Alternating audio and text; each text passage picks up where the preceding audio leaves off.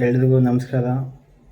ಏನಪ್ಪ ಈ ವಿಡಿಯೋ ಮಾಡೋ ಉದ್ದೇಶ ಏನಂದರೆ, ನಾನು 29 ಜೂನ್ ತಿಂಗಳಿಗೆ ವಿಯೆಟ್ನಾಮ್ಗೆ ಹೋಗಿದ್ದೆ. ಕ್ಯಾಶಿನಾಗೆ ಪ್ರಶಾಂತ್ ರೆಡ್ಡಿ, ಶಿರಿಸಿ ಮೇಡಮ್ಮು, ರಮೇಶ, ಮಲಿಕ್ ಇವ್ರು 4 ಜನ ಏಜೆಂಟ್ರು. ಇಲ್ಲಿ ಮಲಿಕ್ದು ಡೆಲ್ಲಿ, ಶಿರಿಸಿ ಮೇಡಮ್ದು ಬೆಂಗಳೂರು, ಪ್ರಶಾಂತ್ ರೆಡ್ಡಿ ಹೈದ್ರಾಬಾದು. ಅವರೆಲ್ಲರೂ ಸೇರಿ ಇಲ್ಲಿಂದ ಬೆಂಗಳೂರಿಂದ ಮತ್ತು ಹೈದ್ರಾಬಾದಿಂದ ವಿಜಯವಾಡ, ಕಡಪ, ಹೈದ್ರಾಬಾದ್ ಎಲ್ಲ ಕಡೆಯಿಂದ ಸುಮಾರು ಒಂದು 150-200 ಜನ ಬಂದಿದ್ದರು. 29 ಜೂನ್ ನಮ್ಮದು ಹೈದ್ರಾಬಾದ್, ಬೆಂಗಳೂರಿಂದ ಅಹಮದಾಬಾದ್ ಟು ಅನಾಯಿ ಏರ್ಪೋರ್ಟಿಗೆ ನಾವು ಅಲ್ಲಿಗೆ ಹೋಗಿದ್ವಿ ಆಡೋಕ್ಕೆ. ಇಲ್ಲೇ ದುಡ್ಡು ಇಸ್ಕೊಂಡಿದ್ದೆಲ್ಲ ನಮ್ಮ ಹತ್ರ ವಿಪರ್ ಇಸ್ಕೊಂಡು ನಮಗೆಲ್ಲ ಟಿಕೆಟ್ ಮಾಡಿದ್ಮೇಲೆ ಅಲ್ಲೆಲ್ಲ ಹೋದ್ಮೇಲೆ ನಮಗೆಲ್ಲ ಫ್ರಾಡ್ ಮಾಡಿದ್ರು. ಕ್ಯಾಶನಲ್ಲೆಲ್ಲ ಸೆಟ್ಟಿಂಗು, ಕಾರ್ಡ್ನಲ್ಲಿ ಇಸ್ಪೇಟ್ ಕಾರ್ಡ್ನಲ್ಲಿ ಸ್ಕ್ಯಾನ್ ಬರ್ತಾವೆ. ಆ ಕಾರ್ಡು ನಾವು ಅಂದರ್ ಹಾಕಿದರೆ ಬಾರ್ ಬರ್ತಾವೆ, ಬಾರ್ ಹಾಕಿದರೆ ಅಂದರ್ ಬರ್ತದೆ. ನಾನು ಈ ಸುಮಾರು 1.25 ಕೋಟಿ ರೂಪಾಯಿ ನಾನು ರೊಕ್ಕ ವಿಯೆಟ್ನಾಮ್ನಲ್ಲಿ ಅನಾಯಿ ಅಂತಂತಂದು ಅಲ್ಲಿ ಸೋತಿದೆ. ಸೋತ್ಮೇಲೆ ನಮ್ಮದು ಎಲ್ಲ ಅಲ್ಲೆಲ್ಲೇ ಹೆಂಗಾಯ್ತಂದರೆ ಚೆಕ್ ಇಸ್ಕೊಂಡು ಆಮೇಲೆ ಭಯಂಕರ ಹಿಂಸೆ ಮಾಡಿದ್ರು ನಮಗೆಲ್ಲ. ನೀನು ದುಡ್ಡು ಕೊಟ್ಟರೆ ಮಾತ್ರ ಇಂಡಿಯಾಗೆ ಕಳಿಸ್ತೀವಿ, ಇಲ್ಲಾಂದರೆ ಇಲ್ಲೇ ನಿನ್ನ ಬಿಟ್ಟು ನಾವು ಪಾಸ್ಪೋರ್ಟ್ ತಗೊಂಡು ಹೋಗ್ತೀವಿ ಅಂತಂತಂದು ನಮ್ಮ ಹತ್ರ ದುಡ್ಡಿದ್ದಿಲ್ಲ ಕೊಡೋಕೆ. ಆದರೂ ಕೂಡ ಹೆಂಗೋ ಮಾಡಿ ಏನೋ ಒಂದು ಇದು ಮಾಡಿ ನಾವು ಸುಳ್ಳು ಹೇಳಿ ಅಲ್ಲಿಂದ ನಾವು ನಮ್ಮ ದೇಶಕ್ಕೆ ಹೋಗೋಣಪ್ಪ ಅಂತಂತಂದು ಮತ್ತೆ ನಮ್ಮ ದೇಶಕ್ಕೆ ಬಂದ್ವಿ. ನಾವು ಬಂದ ಮೇಲೆ ಇಲ್ಲಿ ಕೂಡ ಏರ್ಪೋರ್ಟ್ನಾಗೆ ನನ್ನ ಅಟ್ಯಾಕ್ ಮಾಡಿಕೊಂಡು ಕರ್ಕೊಂಡೋಗಿ ಭಯಂಕರ ಹಿಂಸೆ ಕೊಟ್ಟು ನನ್ನ ಪಾಸ್ಪೋರ್ಟ್ ತಗೊಂಡು ಚಿತ್ರ ಹಿಂಸೆ ಕೊಟ್ಟು 1 ಡೇ ಅವ್ರನ್ನ ಇಟ್ಕೊಂಡು ಮತ್ತೆ ನೈಟ್ ಟೈಮ್ ಬಿಟ್ಟರು ನನ್ನ ಹೊರಗಡೆ. ಇಲ್ಲ ನೀನು ದುಡ್ಡು ಕಟ್ಟಬೇಕು, ಇಲ್ಲಪ್ಪ ಅಂದರೆ ನಿನ್ನ ಮತ್ತೆ ಏನು ಮಾಡ್ತೀವೋ ಗೊತ್ತಿಲ್ಲ, ನನ್ನ ಜೀವ ಬದಿರಿಕೆ ಹಾಕಿದ್ರು, ನೀನು ಸಾಯಿಸ್ಬಿಡ್ತೀವಿ, ಈ ಥರ ಎಲ್ಲ ಮಾಡೋದು. ನಾನು 1,50,00,000 ರೂಪಾಯಿ ನಾನು ಅಲ್ಲಿ ಎಲ್ಲಿ ಅನ್ಯಾಯದಲ್ಲಿ ಸೋತೆ.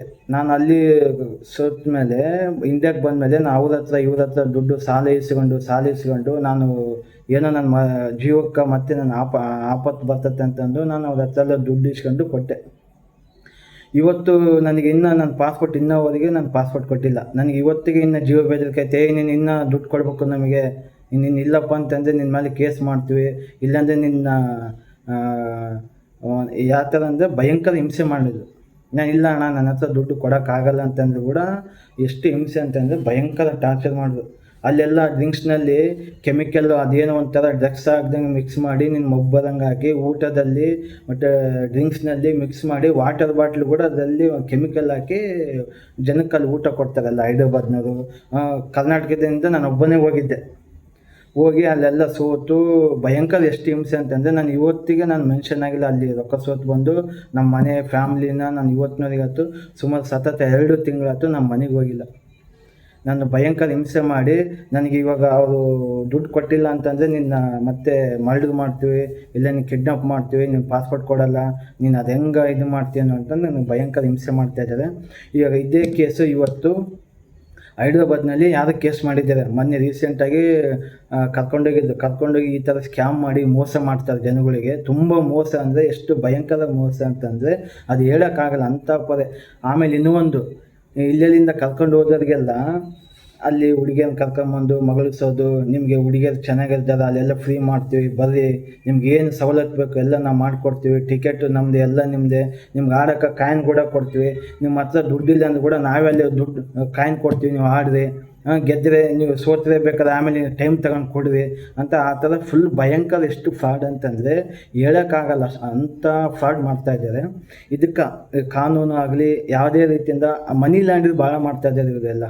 ಯಾರು ಮಲಿಕು, ರಮೇಶು, ಪ್ರಶಾಂತ್ ರೆಡ್ಡಿ, ಶಿರಿಸಿ ಅವರೆಲ್ಲ ಮನಿ ಲ್ಯಾಂಡ್ರಿ ಮಾಡ್ತಾಯಿದ್ದಾರೆ. ಇಲ್ಲಿ ಕ್ಯಾಶ್ ಕೊಟ್ಟರೆ ಹೋಗಿ ಅಲ್ಲಿ ವಿಯೆಟ್ನಾಮಲ್ಲಿ ಇದು ಮಾಡ್ತಾರೆ. ಇದೇ ಥರ ನೇಪಾಳು, ಸಿಕ್ಕಿಮ್ಮು, ಶ್ರೀಲಂಕಾ, ಸಿಂಗಾಪೂರು, ಮಲೇಷಿಯಾ ಎಲ್ಲ ಕಡೆ ಈ ಥರ ಸ್ಕ್ಯಾಮ್ ಮಾಡ್ತಾಯಿದ್ದಾರೆ. ಆಮೇಲೆ ಫಿಲಿಪೈನ್ಸಲ್ಲಿ ಕೂಡ ಅಷ್ಟೇ ಇವರೇ ಕರ್ಕೊಂಡು ಹೋಗ್ತಾರೆ. ಆಮೇಲೆ ಕೀನ್ಯಾ ಕರ್ಕೊಂಡೋಗಿದ್ದು, ಎಲ್ಲ ಕಡೆ ಕರ್ಕೊಂಡೋಗಿ ಭಯಂಕರ ಜನಕ್ಕೆಲ್ಲ ಮೋಸ ಮಾಡಿ 4-5 ಜನ ಸೂಸೈಡ್ ಮಾಡ್ಕೊಂಡ್ರಿ ಈ ವಿಚಾರಕ್ಕೆ. ದುಡ್ಡು ಅವ್ರ ಹತ್ರ ನೀನು ಸೋತೆ ಎಲ್ಲ ನಾನು ದುಡ್ಡು ಕೊಡ್ತೀನಿ, ನೀವು ಊರಿಗೆ ಹೋಗಿ ಕೊಡು ಅಲ್ಲಿ ಅಂತಂದು, ಪಾಸ್ಪೋರ್ಟ್ ಕೊಡು ಅಂತಂದು ಪಾಸ್ಪೋರ್ಟ್ ಇಸ್ಕೊಂಡು ಅಲ್ಲಿ ಜನಕ್ಕೆ ದುಡ್ಡು ಕೊಟ್ಟು ಭಯಂಕರ ಮೋಸ ಅಂದರೆ ಎಷ್ಟು ಮೋಸ ಅಂತಂದರೆ ಹೇಳೋಕ್ಕಾಗಲ್ಲ, ಅಷ್ಟು ಜನ ಮೋಸ. ನಾನು ಆ ದುಡ್ಡು ನಮ್ಮೂರರ ಹತ್ರ, ನಮ್ಮ ಫ್ರೆಂಡ್ಸ್ ಹತ್ರ ನಾನು ದುಡ್ಡು ಇಸ್ಕೊಂಡು ಅವ್ರಿಗೆ ಕೊಟ್ಟಿನಿ. ಈಗ ಮತ್ತೆ ನನಗೆ ಬ್ಲ್ಯಾಕ್ ಮೇಲ್ ಮಾಡ್ತಾಯಿದ್ದಾರೆ. ಇದಕ್ಕಾಗಿ ನಾಳೆ ನಾನು ಕಮಿಷನರಿಗೆ ಮತ್ತು ನಾನು ನಮ್ಮ ಲೋಕಲ್ ಪೊಲೀಸಿಗೆ ಎಲ್ಲರಿಗೆ ನಾನು ಇದು ಪ್ರೆಸ್ ಮೀಟ್ ಮಾಡಿ ಕೇಸ್ ಮಾಡ್ತಾ ಇದ್ದೀನಿ ನಾಳೆ. ಅದಕ್ಕಾಗಿ ದಯವಿಟ್ಟು ಯಾರೇ ಆಗಲಿ ನಮ್ಮ ದೇಶ ಬಿಟ್ಟು ಬೇರೆ ದೇಶಕ್ಕೆ ಕ್ಯಾಶಿನೋ ಆಡೋಕ್ಕೆ ಯಾವುದೇ ಕಾರಣಕ್ಕೂ ಏಜೆಂಟ್ರು ಹೋಗಬಾರ್ದು, ಆಡಲೇಬಾರ್ದು. ಎಲ್ಲ ಮೋಸ. ಡ್ರಿಂಕ್ಸ್ನಲ್ಲಿ ನಮಗೆ ಡ್ರಗ್ಸು ಅವೆಲ್ಲ ಮಿಕ್ಸ್ ಮಾಡ್ತಾರೆ. ನಾನು ಡ್ರಿಂಕ್ಸ್ ಮಾಡಲ್ಲ, ಏನಿಲ್ಲ. ಅಲ್ಲಿ ಮಾಡಿದರೆಲ್ಲ ಮಬ್ಬು ಒಂದು ಬಿದ್ದು ಒಬ್ಬನ ಹೆಚ್ಚು ಕಮ್ಮಿ ಆಗಿತ್ತು. ಅವ್ನಿಗೆ ಕರ್ಕೊಂಡೋಗಿ ಹಾಸ್ಪಿಟ್ಲಿಗೆ ಅಡ್ಮಿಟ್ ಮಾಡಿ 2 ಡೇಸ್ ಆದಮೇಲೆ ಅವನು ರಿಕವರ್ ಆದ. ನಾವು ಅಲ್ಲಿಂದ ಬರ್ತಾರೆ ಏರ್ಪೋರ್ಟ್ನಲ್ಲೇ ಬಂದು ನನ್ನ ಪಿಕಪ್ ಮಾಡಿ ನನ್ನ ಕರ್ಕೊಂಡೋಗಿ ರೂಮಲ್ಲಿ ಕೂಡಾಕಿ ನನಗೆ ಚಿತ್ರಹಿಂಸೆ ಕೊಟ್ಟು ಒದ್ದು ಬಾಯಾಗ ರಕ್ತ ಬರಂಗೆ ಬಡಿದು ನೈಟು ನಾನು ಈವ್ನಿಂಗ್ ಟೈಮ್ನಾಗ ನಾನು ಅಲ್ಲಿಂದ ಮನೆಯಿಂದ ಹೊರಗೆ ಕಳಿಸಿ ನಮ್ಮ ಸಬ್ ಇನ್ಸ್ಪೆಕ್ಟ್ರ್ ಫೋನ್ ಮಾಡಿ ಹೇಳಿದ ಮೇಲೆ ಅಲ್ಲಿಂದ ಬಿಟ್ಟೆ ನಾನು. ಇಲ್ಲೇ ಅಂದರೆ ನೀನು ಬಿಡಲ್ಲೇ ಮಗನೇ, ನೀನು ಇಲ್ಲೇ ಮಾಡ್ತೀನಿ, ಇಲ್ಲೇ ಸಾಯಿಸ್ಬಿಡ್ತಂತಂದು ನನಗೆ ಆ ಥರ ಧಮ್ಮಿಕೆ ಹಾಕಿ ಇದು ಮಾಡಿದ್ದಾರೆ. ನಂದು ಈಗ 1,56,00,000 ರೂಪಾಯಿ ನಾನು ವಿಯೆಟ್ನಾಂನಲ್ಲಿ ಸೋತಿದ್ದೀನಿ. ಆ ದುಡ್ಡನ್ನು ಕೂಡ ಇಲ್ಲಿ ಇಂಡಿಯಾಗೆ ಬಂದಮೇಲೆ ಒಂದು ದಿನ 2 ಲಕ್ಷ 3 ಲಕ್ಷ 5 ಲಕ್ಷ ಅವ್ರ ಹತ್ರ ಇವ್ರ ಹತ್ರ ಸಾಲ ಮಾಡಿ ಆ ದುಡ್ಡು ನಾನು ಕಟ್ಟಿದ್ದೀನಿ. ಈಗ ನಾನು ಆ ದುಡ್ಡನ್ನು ನನಗೆ ಹೆಂಗನ್ ಮಾಡಿ ಸರ್ಕಾರದವರು ನನಗೆ ಆ ದುಡ್ಡು ಇಸ್ಕೊಡ್ಬೇಕಂದ್ರೆ ನಮ್ಮ ಬೆಂಗಳೂರು ಕಮಿಷನರ್ ಸರ್ ಹತ್ರ ನಾನು ರಿಕ್ವೆಸ್ಟ್ ಮಾಡ್ಕೊತ ಇದ್ದೀನಿ. ನಂದು ಭಾಳ ಆರ್ಥಿಕ ಪರಿಸ್ಥಿತಿ ಈ ಕ್ಯಾಶಿನೋದಿಂದ ನಾನು ಲೈಫನ್ನೇ ನಾನು ಎಲ್ಲ ಹಾಳು ಮಾಡ್ಕೊಂಡು ನಾನು ಇವತ್ತು ಯಾವ ಸ್ಥಿತಿಗೆ ಅದೀನಿ ಅಂತಂದರೆ ಬಟ್ ನಾನೇ ಹೇಳ್ಕೊಂಬಕ್ಕಾಗಲ್ಲ ಅಂಥ ಸ್ಥಿತಿಯಲ್ಲಿದ್ದೀನಿ. ದಯವಿಟ್ಟು ಯಾವುದೇ ಆಗಲಿ ಈ ಕ್ಯಾಶಿನೋ ಗೇಮ್ನಿಂದ ದೂರ ಇರು. ಮನೆಗೆ ತಂದೆ ತಾಯಿ ಮಕ್ಕಳು ಮರಿ ಅಂತ ಇರ್ತಾರೆ.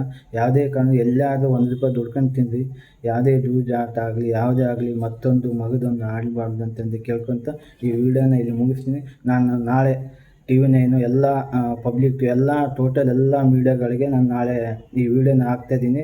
ಪಬ್ಲಿಸಿಟಿ ಮಾಡಿ ಜನಕ್ಕೆ ಅವೇರ್ನೆಸ್ ಆಗಬೇಕು. ನನಗಾದಂಥ ಮೋಸ ಬೇರೆ ಇನ್ಯಾರಿಗೆ ಮೋಸ ಆಗಬಾರ್ದು ಅಂತಂತೇಳಿ ಈ ವಿಡಿಯೋ ಮಾಡೋ ಉದ್ದೇಶ. ನನಗೆ ಎಷ್ಟು ಹಿಂಸೆ ಮಾಡ್ಯಾರಂದರೆ ಬಟ್ ನಾನು ಅಂಥ ಹಿಂಸೆ ಮಾಡಿದ್ದಾರೆ. ಬಟ್ ನೋಡೋಣ ದೇವರಾದನ ನಾಳೆ ನಾನು ಕಂಪ್ಲೇಂಟ್ ಮಾಡ್ತಾಯಿದ್ದೀನಿ. ನೀವೆಲ್ಲ ಸಹಕರಿಸ್ಬೇಕಂದು ಕೇಳ್ಕೊಂಡು ನಮಸ್ಕಾರ.